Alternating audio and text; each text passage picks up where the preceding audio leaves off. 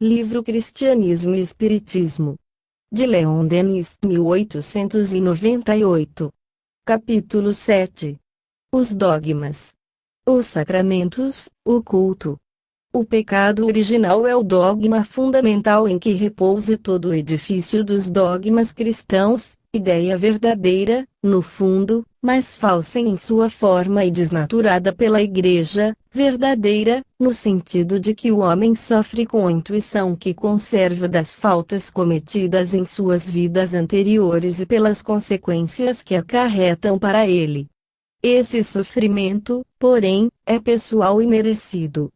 Ninguém é responsável pelas faltas de outrem, se nelas não tomou alguma parte. Apresentado em seu aspecto dogmático, o pecado original, que pune toda a posteridade de Adão, isto é, a humanidade inteira, pela desobediência do primeiro par, para depois salvá-la por meio de uma iniquidade ainda maior, a imolação de um justo, é um ultraje à razão e à moral, consideradas em seus princípios essenciais, a bondade e a justiça. Mas contribuiu para afastar o homem da crença em Deus, que todas as agressões e todas as críticas da filosofia. Não é, com efeito, impunemente que se tenta separar, no pensamento e na consciência, a ideia de Deus da de justiça. Com isso, o que se logra é lançar a perturbação nas almas e provocar um trabalho mental que conduz, forçosamente, à exclusão de uma dessas duas ideias. Ora, foi a ideia de Deus que esteve quase a perecer, porque o homem não pode ver em Deus senão a mais alta personificação da justiça, do amor e da sabedoria. Todas as perfeições devem encontrar-se reunidas no Ser Eterno. Do seu passado criminoso perdeu o homem a recordação precisa, mas conservou um vago sentimento. Daí proveio essa concepção do pecado original, que se encontra em muitas religiões, e da expiação que ele requer. Dessa concepção errônea derivam as da queda, do resgate da redenção pelo sangue do Cristo, os mistérios da encarnação, da Virgem Mãe, da Imaculada Conceição, numa palavra, todo o amontoado do catolicismo, 68. Início da nota do redator, 68. A queda da humanidade em Adão, diz o abade de Noirlieu em seu Catecismo Filosófico para uso dos seculares, e a sua reparação em Jesus Cristo, são os dois grandes fatos sobre que repousa o cristianismo. Sem o dogma do pecado original não mais se concebe a necessidade do Redentor. Por isso, nada é ensinado mais explicitamente pela Igreja do que a queda de Adão e as suas funestas consequências, para todos os seus descendentes. Fim da nota do redator. Todos esses dogmas constituem verdadeira negação da razão e da justiça divinas, desde que tomados ao pé da letra, como quer a Igreja, e em seu sentido material. Não é admissível houvesse Deus criado o homem e a mulher com a condição de não se instruírem. Menos admissível, ainda, é que ele tenha, por uma única desobediência, condenado a sua posteridade e a humanidade inteira à morte e ao inferno. Que pensar, diz com razão, é Belemare, de um juiz que condenasse um homem sob o pretexto de que, há milhares de anos, um seu antepassado cometera um crime. É, entretanto, esse odioso papel que o catolicismo atribui ao juiz supremo, Deus. É por motivos tais que se justificou o afastamento e a algeriza que certos pensadores conceberam pela ideia de Deus. É o que explica, sem a desculpar, a veemente acusação de um célebre escritor: Deus é o mal.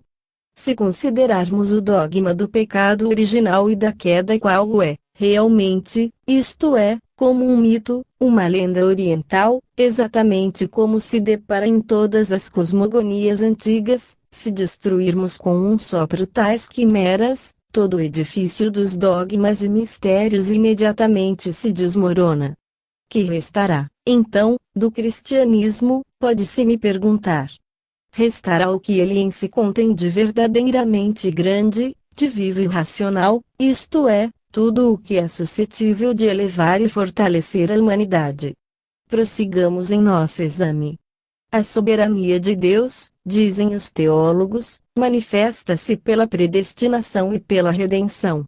Sendo Deus absoluto soberano, sua vontade é a causa final e decisiva de tudo quanto ocorre no universo. Agostinho é o autor desse dogma, que ele institui em sua luta com os maniqueus, partidários de dois princípios opostos, o bem e o mal, e contra Pelágio, que reivindicava os direitos da liberdade humana. Todavia, Agostinho louva-se, para defender o seu dogma, na autoridade de São Paulo, verdadeiro criador da doutrina da predestinação, cujo enunciado, pouco concludente ao nosso ver, está no capítulo 9 da Epístola aos Romanos. Segundo São Paulo, cuja teoria foi adotada sucessivamente por Agostinho, pelos reformadores do século XVI e, mais tarde, por Jansen, Pascal, etc., o homem não pode obter a salvação por suas próprias obras, arrastando-o sua natureza, como invariavelmente o arrasta, ao mal. Essa inclinação funesta é o resultado da queda do primeiro homem e da corrupção que dela deriva para toda a humanidade, tendo se tornado a herança de todos os filhos de Adão. É pela concepção que aos filhos se transmite o pecado dos pais. Esse dogma denomina-se traducianismo e as igrejas cristãs parecem não perceberem que, com essa afirmação monstruosa, se fazem aliadas do materialismo, que proclama a mesma teoria sob o nome de lei da hereditariedade. Todos os homens, perdidos pelo pecado de Adão, seriam votados à condenação eterna, se Deus, em sua misericórdia, não tivesse encontrado um meio de salvar. Esse meio é a redenção. O Filho de Deus se faz homem.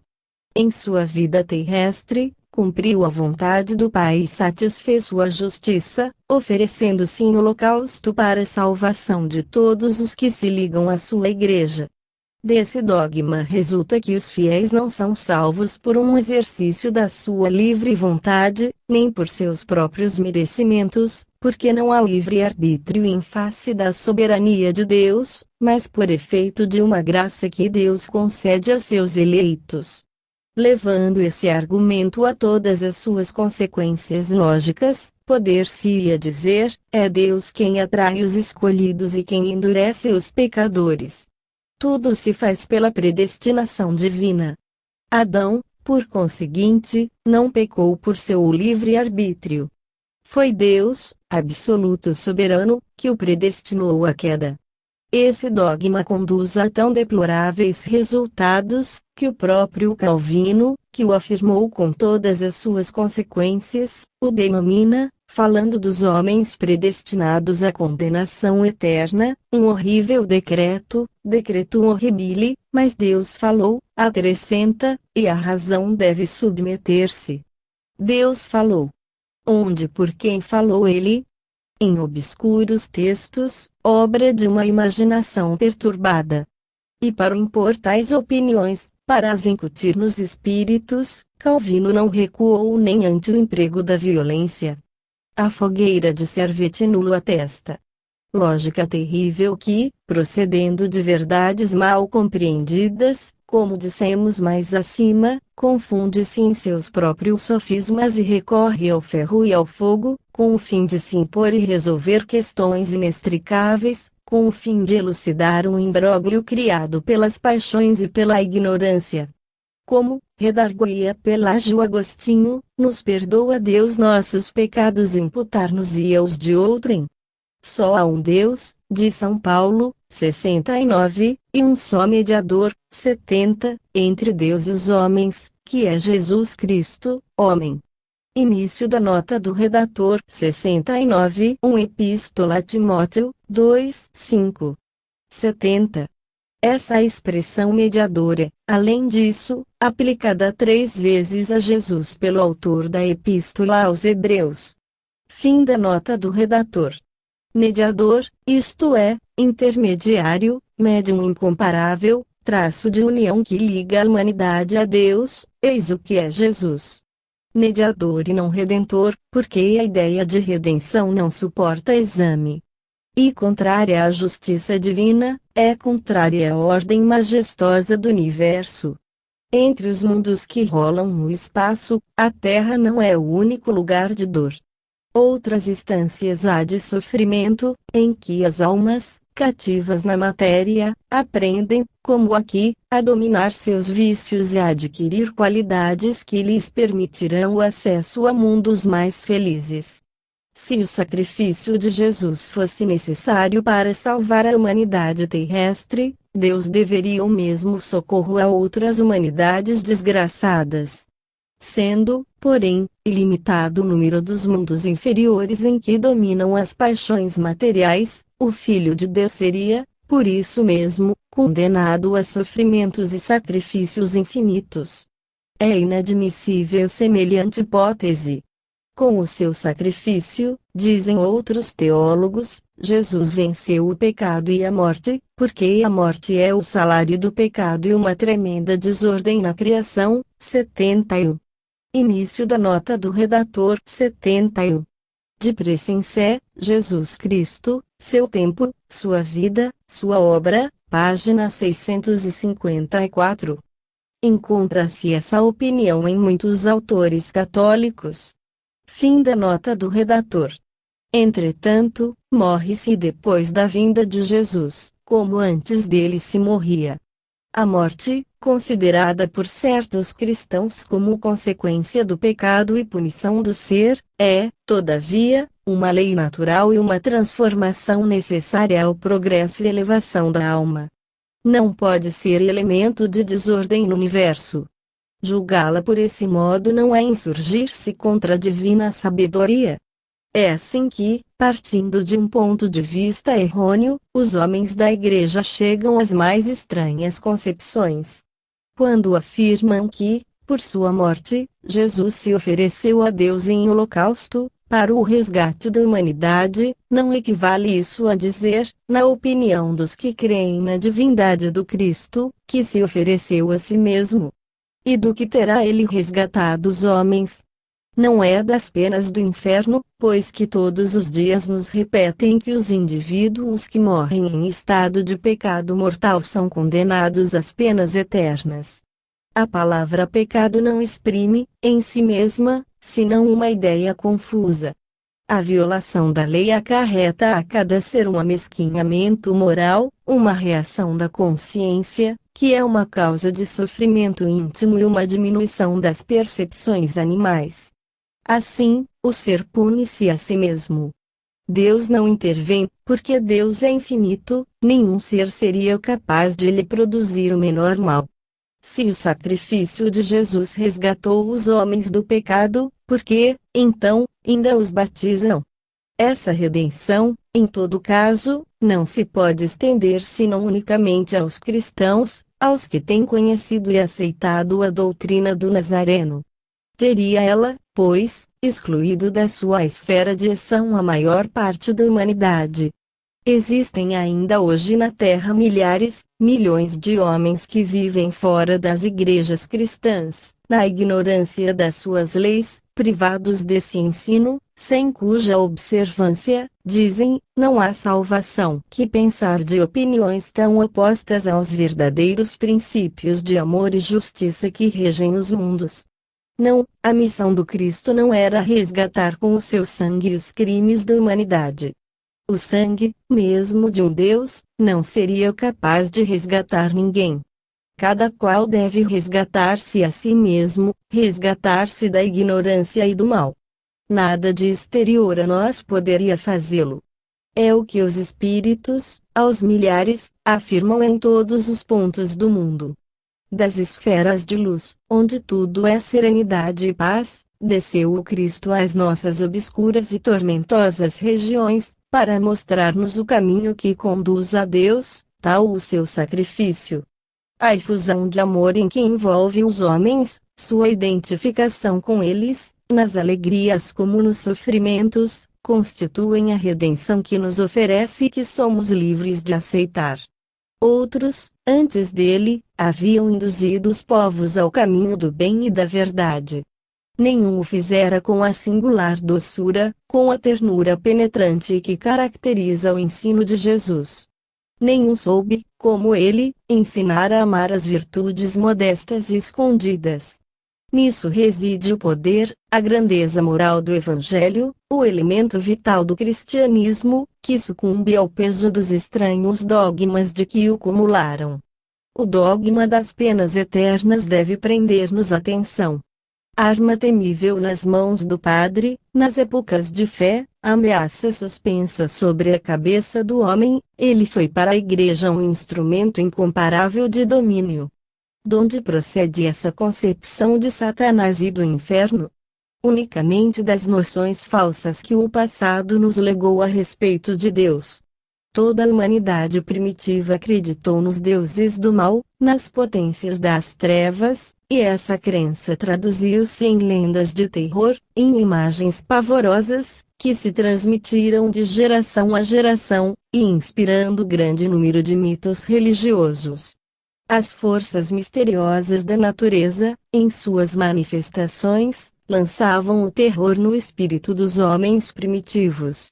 Em torno de si, na sombra, em toda a parte, julgavam ver formas ameaçadoras, prontas a agarrá-los, a se apoderar deles. Essas potências malignas foram personificadas, individualizadas pelo homem. Desse modo, criou ele os deuses do mal. E essas remotas tradições, legado das raças desaparecidas, perpetuadas de idade em idade, encontram-se ainda nas atuais religiões. Daí Satanás, o eterno revoltado, o inimigo eterno do bem, mais poderoso que o próprio Deus, pois que reina como Senhor no mundo, e as almas criadas para a felicidade caem, na maior parte, debaixo do seu jugo. Satanás, a astúcia, a perfídia personificadas, depois, o inferno e suas torturas requintadas, cuja descrição faz desvairarem as imaginações simples. Assim é que, em todos os domínios do pensamento, o homem terrestre substituiu as claras luzes da razão, que Deus lhe deu como seguro guia, pelas quimeras da sua imaginação desnorteada. É verdade que nossa época, motejadora e séptica, já não acredita absolutamente no diabo, mas os padres não continuam menos, por esse motivo, a ensinar a sua existência e a do inferno. De tempos a tempos, pode-se ouvir, do alto do púlpito, a descrição dos castigos reservados aos condenados, ou das façanhas de Satanás.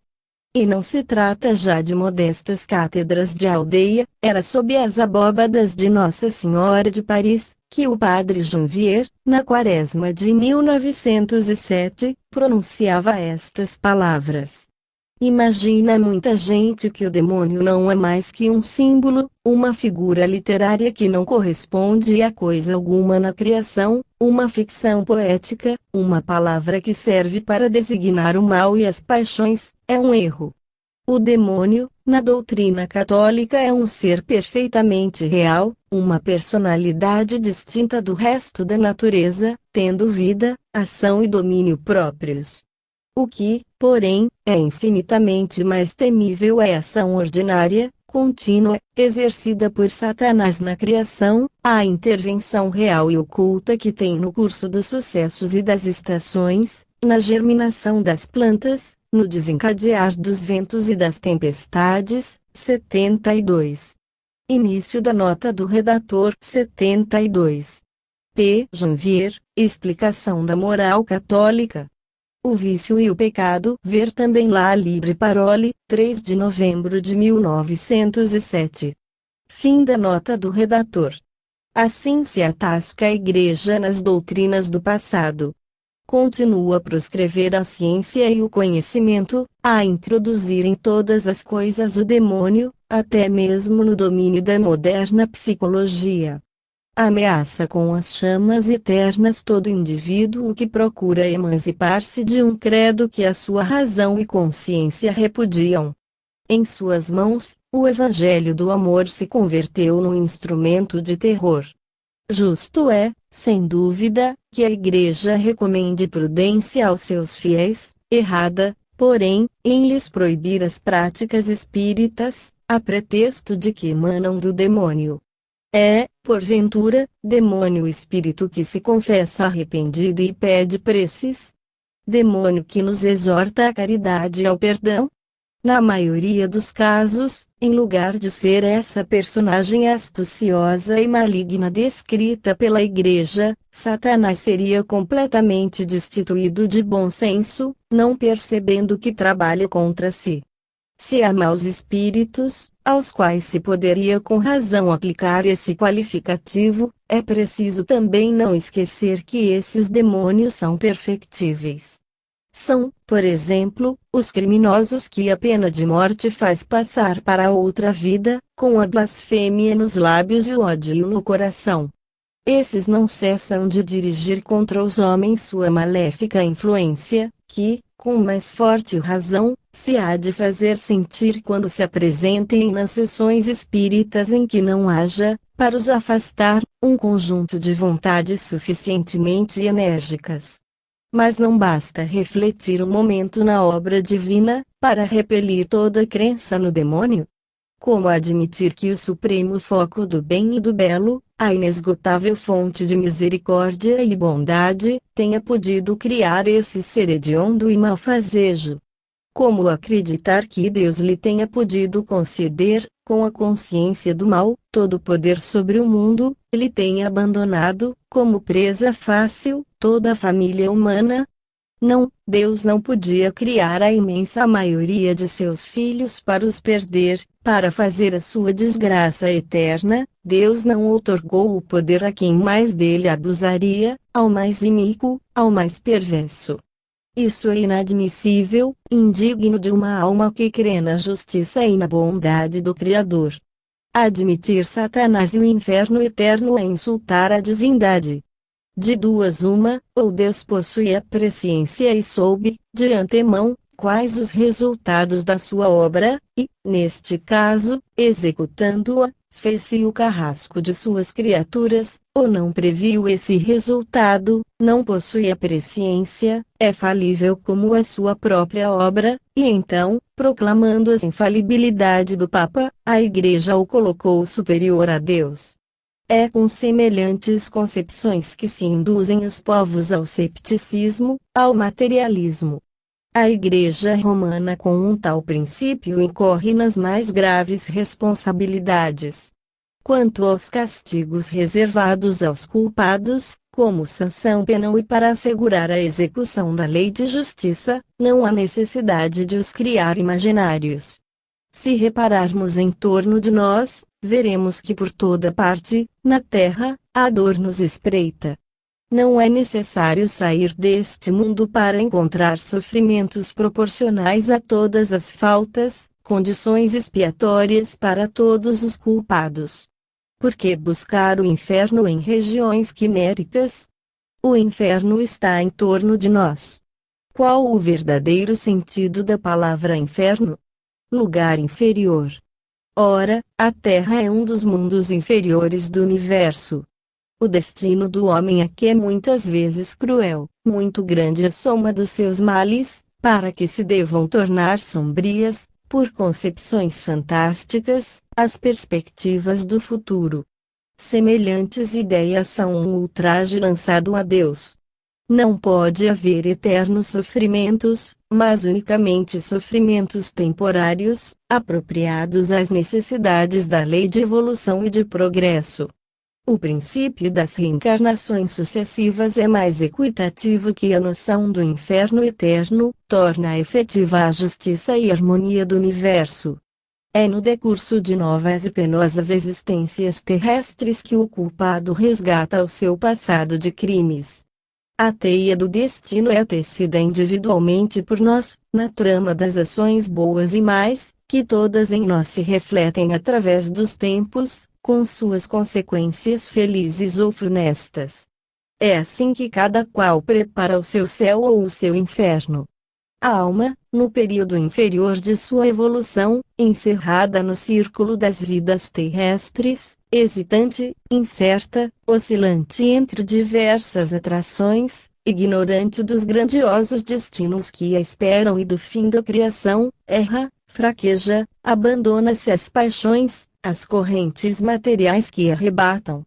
Mas, pouco a pouco, pelo desenvolvimento de suas forças psíquicas, de seus conhecimentos, de sua vontade, a alma se eleva, liberta-se das influências inferiores e paira nas regiões divinas.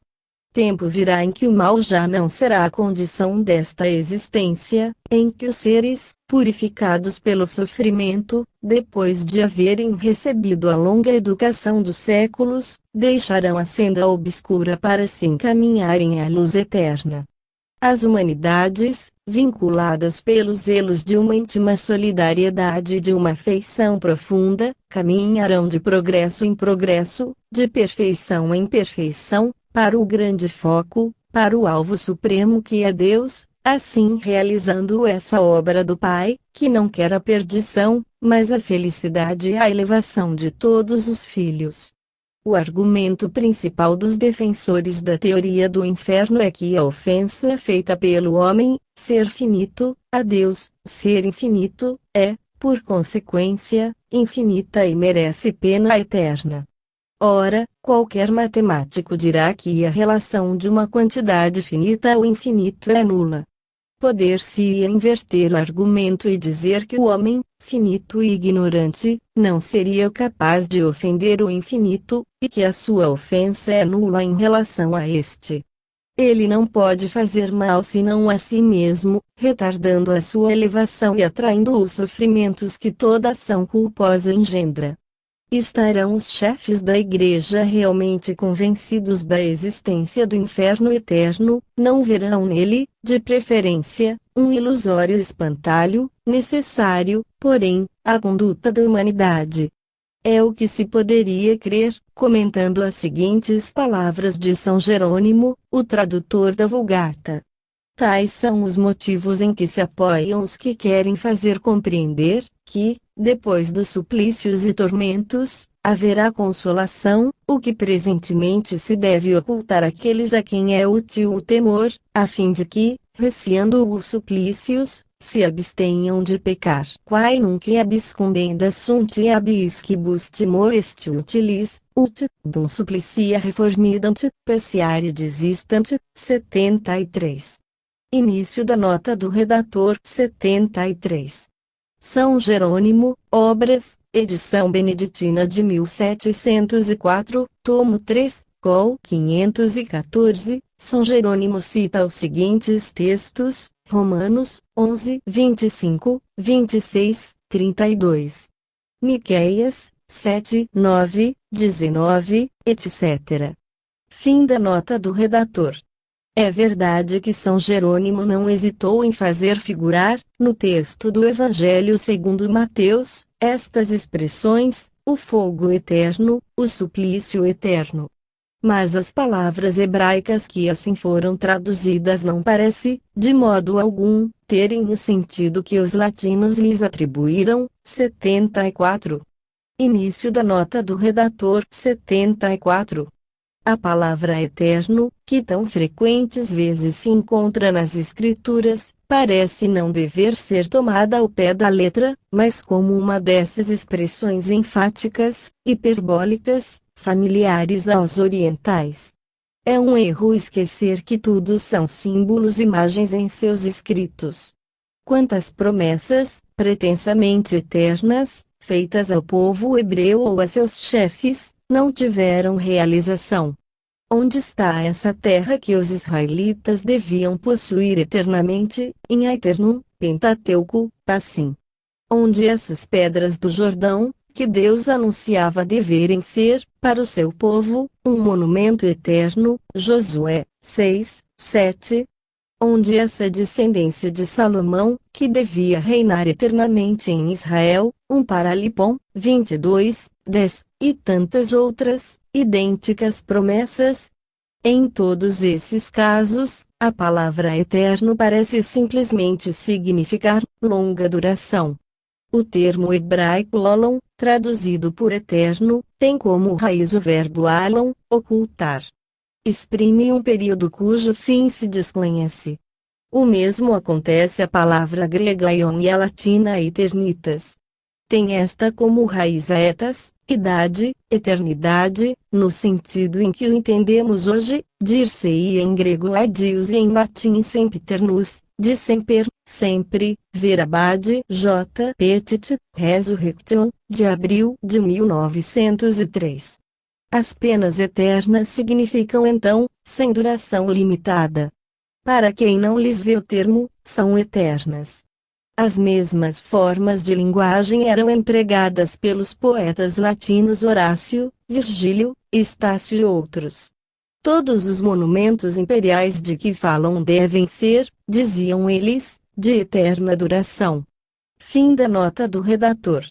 Não pode ser esse o pensamento daquele que disse: Deus não quer que pereça um só desses pequeninos.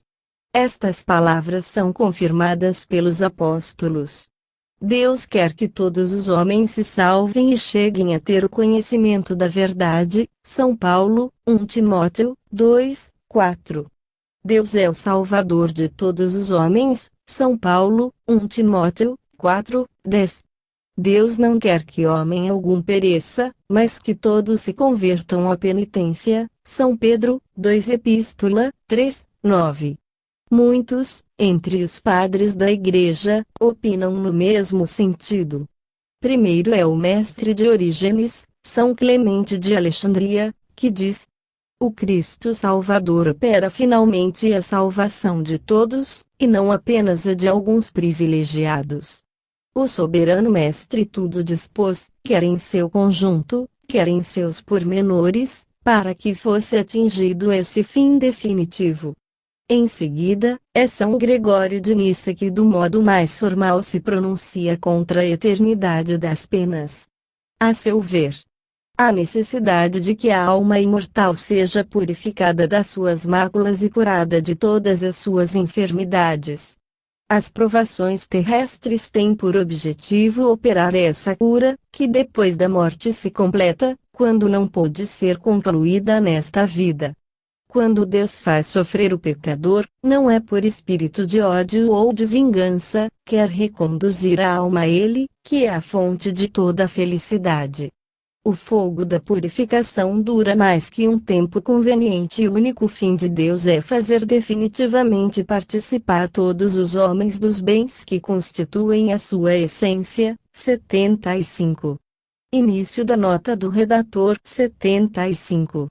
Extraído do Exame Crítico das Doutrinas da Religião Cristã, de Patrício Larocque. As palavras são citadas em grego. Fim da nota do redator.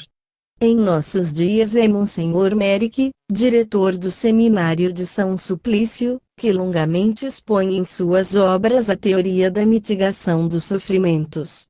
E a Igreja, sentindo talvez que a ideia de um inferno eterno fez sua época, não se opôs à divulgação dessa tese. Radica nas mesmas preocupações a noção do purgatório, termo médio adotado pela Igreja, que recuou ante a enormidade das penas eternas aplicadas a ligeiras faltas. A questão do purgatório é da mais alta importância, podendo constituir um vínculo, um traço de união entre as doutrinas católicas e as do moderno espiritualismo. No pensamento da Igreja Romana, o purgatório é um lugar não definido, indeterminado. Nada impede o católico de conceber os sofrimentos purificadores da alma sob a forma de vidas planetárias ulteriores, ao passo que o protestante ortodoxo, para adotar a noção das vidas sucessivas, é obrigado a abrir mão de suas convicções, em que o purgatório não é admitido. Na maioria dos casos, o purgatório é a vida terrestre com as provações que a acidentam. Os primeiros cristãos não o ignoravam. A Igreja da Idade Média repeliu essa explicação, que teria acarretado a afirmação da pluralidade das existências da alma e a ruína da instituição das indulgências, fonte de grandes proventos para os pontífices romanos. Sabe-se quantos abusos daí se originaram. Realmente, Satanás não passa de alegoria. Satanás é o símbolo do mal. O mal, porém, não é um princípio eterno, coexistente com o bem. Há de passar. O mal é o estado transitório dos seres em via de evolução. Não há nem lacuna nem imperfeição no universo. A obra divina é harmônica e perfeita. Dessa obra o homem não vê senão um fragmento e, todavia, pretende julgá-la através de suas acanhadas percepções. O homem, na vida presente, não é mais que um ponto no tempo e no espaço. Para julgar a criação, ser-lhe-ia preciso abrangê-la inteiramente, medir a escala dos mundos que é chamado a percorrer e sucessão das existências que o aguardam no seio dos séculos por vir. Esse vasto conjunto escapa às suas concepções, daí os seus erros, daí a deficiência de suas apreciações. Quase sempre o que chamamos o mal é apenas o sofrimento, mas este é necessário, porque só ele conduz à compreensão. Por ele aprende o homem a diferenciar, a analisar suas sensações. A alma é uma centelha projetada do eterno foco criador. É pelo sofrimento que ela atinge a plenitude do seu brilho, a plena consciência de si mesma. A dor é como a sombra que faz sobressair e apreciar a luz. Sem a noite, acaso contemplaríamos as estrelas? A dor quebra as algemas das fatalidades materiais e franqueia a alma a evasões para a vida superior. Do ponto de vista físico, o mal, o sofrimento, são muitas vezes coisas relativas e de pura convenção. As sensações variam ao infinito, conforme as pessoas, agradáveis para uns, dolorosas para outros. Há mundos muito diferentes do meio terrestre, nos quais tudo seria penoso para nós, ao passo que outros homens podem neles viver comodamente. Se fizermos abstração do acanhado meio em que vivemos, o mal já nos não aparecerá como causa fixa, princípio imutável, mas como efeitos passageiros variando com os indivíduos, transformando-se e atenuando-se com o seu aperfeiçoamento. O homem, ignorante no começo de sua jornada, tem que desenvolver a inteligência e a vontade por meio de constantes esforços. Na luta que empenha contra a natureza, a energia se lhe retempera, o ser moral se afirma e engrandece. Graças a essa luta é que se realiza o progresso e se efetua a ascensão da humanidade, subindo, de instância em instância, de degrau em degrau, para o bem e o melhor, conquistando ela própria sua preponderância sobre o mundo material. Criado feliz e perfeito, o homem teria ficado confundido na perfeição divina, não teria podido individualizar o princípio espiritual nele existente. Não teria havido no universo nem trabalho, nem esforços, nem progresso, nada, a não ser a imobilidade, a inércia.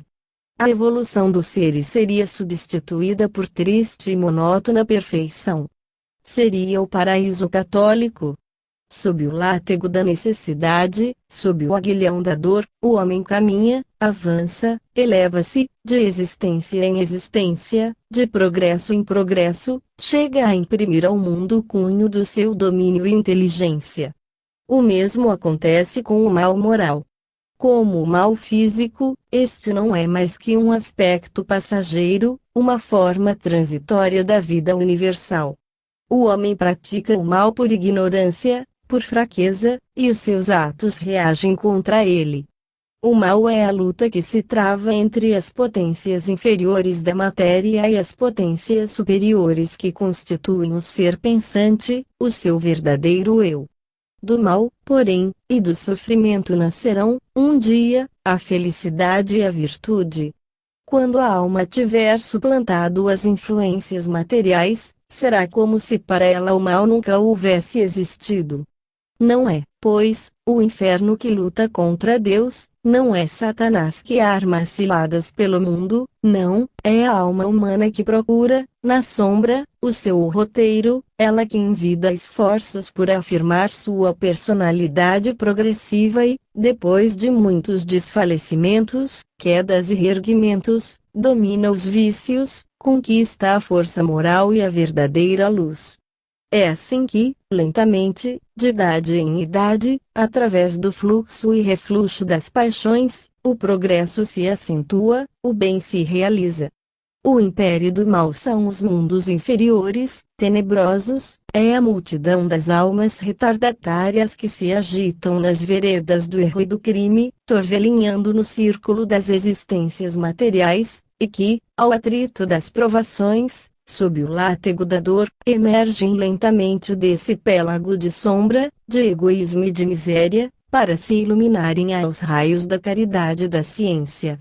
Satanás é a ignorância, a matéria e suas grosseiras influências, Deus é o conhecimento, a sublime claridade, da qual um raio ilumina toda a consciência humana. A marcha da humanidade se efetuará em demanda dos elevados cimos. O espírito moderno se libertará, cada vez mais, dos preconceitos do passado.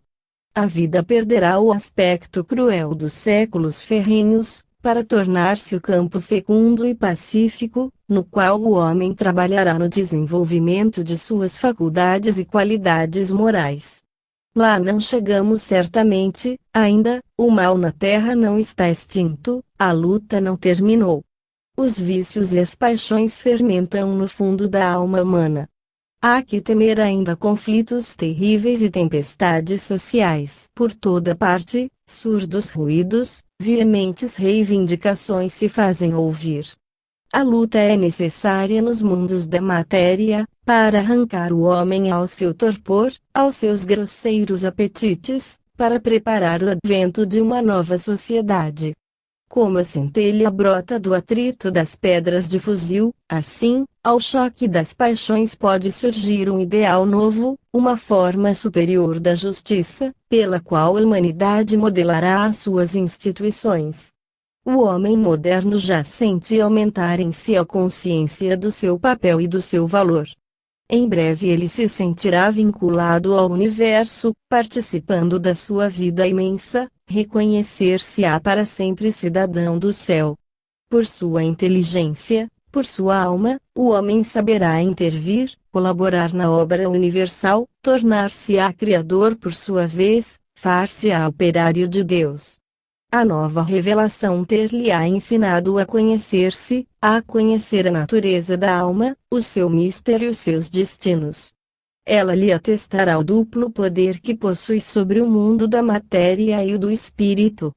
Todas as incoerências, todas as aparentes contradições da obra divina ser-lhe-ão esclarecidas. O que denominava mal físico e mal moral, tudo o que se lhe figurava negação do bem, do belo, do justo, se unificará nos contornos de uma obra majestosa e sólida, na harmonia de sábias e profundas leis. O homem verá desvanecer-se o sonho aterrador, o pesadelo da condenação, elevará a alma até ao espaço em que se expande o divino pensamento, até ao espaço de onde desce o perdão de todas as faltas, o resgate de todos os crimes, a consolação para todas as dores, até ao espaço radiante em que a misericórdia eterna assenta o seu império. As potências do inferno se dissiparão para sempre, o reino de Satanás terá findado, a alma, liberta dos seus terrores, rir-se-á dos fantasmas que tanto tempo amedrontaram. Deveremos falar da ressurreição da carne, dogma segundo o qual os átomos do nosso corpo carnal, disseminados, dispersos por 1000 novos corpos, devem reunir-se um dia, reconstituir nosso invólucro e figurar no juízo final. As leis da evolução material, a circulação incessante da vida, o jogo das moléculas que, em inúmeras correntes, passam de forma em forma, de organismo em organismo, tornam inadmissível essa teoria. O corpo humano constantemente se modifica, os elementos que o compõem renovam-se completamente em alguns anos. Nenhum dos átomos atuais da nossa carne se tornará a achar na ocasião da morte, por pouco que se prolongue nossa vida, e os que então constituírem o nosso invólucro, serão dispersos aos 4 ventos do infinito. A maior parte dos padres da Igreja o entendiam de outro modo. Conheciam eles a existência do perispírito, desse corpo fluídico, sutil, imponderável, que é o invólucro permanente da alma, antes, durante e depois da vida terrestre, denominavam-no corpo espiritual. São Paulo, Orígenes e os sacerdotes de Alexandria afirmavam a sua existência. Na sua opinião, os corpos dos anjos e dos escolhidos, formados com esse elemento sutil, eram incorruptíveis, delgados, tênues e soberanamente ágeis. 76. Início da nota do redator. 76. Ver nota complementar número 9. Fim da nota do redator. Por isso não atribuíam eles a ressurreição senão a esse corpo espiritual, o qual resume, em sua substância quintessenciada, todos os invólucros grosseiros, todos os revestimentos perecíveis que a alma tomou, depois abandonou, em suas peregrinações através dos mundos. O perispírito, penetrando com a sua energia todas as matérias passageiras da vida terrestre, é de fato o corpo essencial. A questão achava-se, por esse modo, simplificada. Essa crença dos primeiros padres no corpo espiritual lançava, além disso, luz vivíssima sobre o problema das manifestações ocultas. Tertuliano diz, de Carne Christi, capítulo 6. Os anjos têm um corpo que lhes é próprio e que se pode transfigurar em carne humana, eles podem, por certo tempo, tornar-se perceptíveis aos homens e com eles comunicar visivelmente. Torne-se extensivo aos espíritos dos mortos o poder que Tertuliano atribui aos anjos e aí teremos explicado o fenômeno das materializações e das aparições. Por outro lado, se consultarmos com atenção as Escrituras, notaremos que o sentido grosseiro atribuído à ressurreição, em nossos dias, pela Igreja, não se justifica absolutamente. Aí não encontraremos a expressão, ressurreição da carne, mas antes, ressuscitar dentre os mortos, a mortuis resurgere, e, num sentido mais geral, a ressurreição dos mortos, resurrectio mortuorum. É grande a diferença. Segundo os textos, a ressurreição tomada no sentido espiritual é o renascimento na vida de além-túmulo, a espiritualização da forma humana para os que dela são dignos, e não a operação química que reconstituísse elementos materiais, é a purificação da alma e do seu perispírito, esboço fluídico que conforma o corpo material para o tempo de vida terrestre. É o que o apóstolo se esforçava por fazer compreender. 77. Início da nota do redator. 77. Epístola aos Coríntios, 15, 42 a 50, traduzido do texto grego, ver também 15, 52 a 56, Epístola aos Filipenses, 3, 21, São João, 5, 28 e 29. São Inácio, Epístola aos Australianos, 50. Fim da nota do redator. Semeia-se o corpo em corrupção, ressuscitará em incorrupção, semeia-se em vileza, ressuscitará em glória, semeia-se em fraqueza, ressuscitará em vigor. E semeado o corpo animal, ressuscitará o corpo espiritual. Eu vou-lo digo, meus irmãos, a carne e o sangue não podem